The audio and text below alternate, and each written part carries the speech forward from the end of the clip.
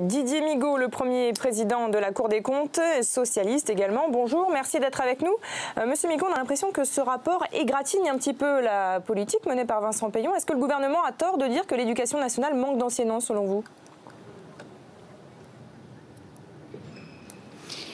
D'abord, le premier président de la Cour des comptes n'a pas d'engagement politique et partisan, je tiens à le préciser.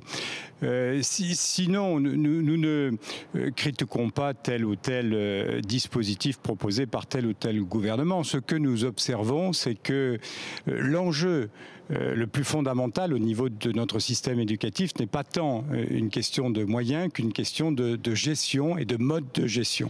Et nous insistons beaucoup là-dessus.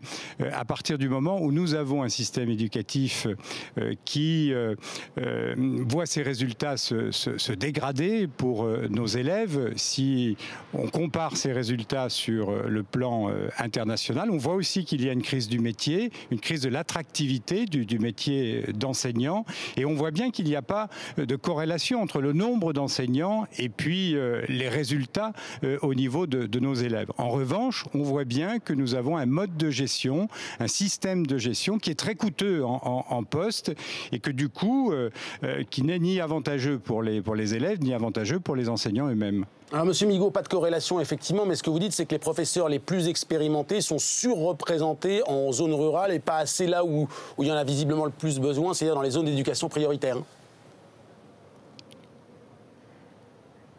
Tout à fait, parce que on a un raisonnement simple au niveau de l'éducation, c'est que les besoins des élèves, où qu'ils soient, sont les mêmes et que les compétences des enseignants sont également les mêmes. Or, on constate que les besoins des élèves ne sont pas toujours les mêmes et qu'il faut pouvoir adapter justement les situations en fonction des besoins des élèves.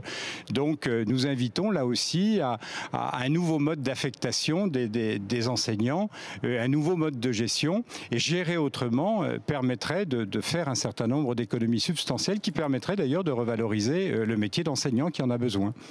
Monsieur Migaud, dans ce rapport, vous parlez aussi d'un thème qui va sans doute parler beaucoup aux enseignants. Vous dites que les salaires sont trop bas en France pour les enseignants ?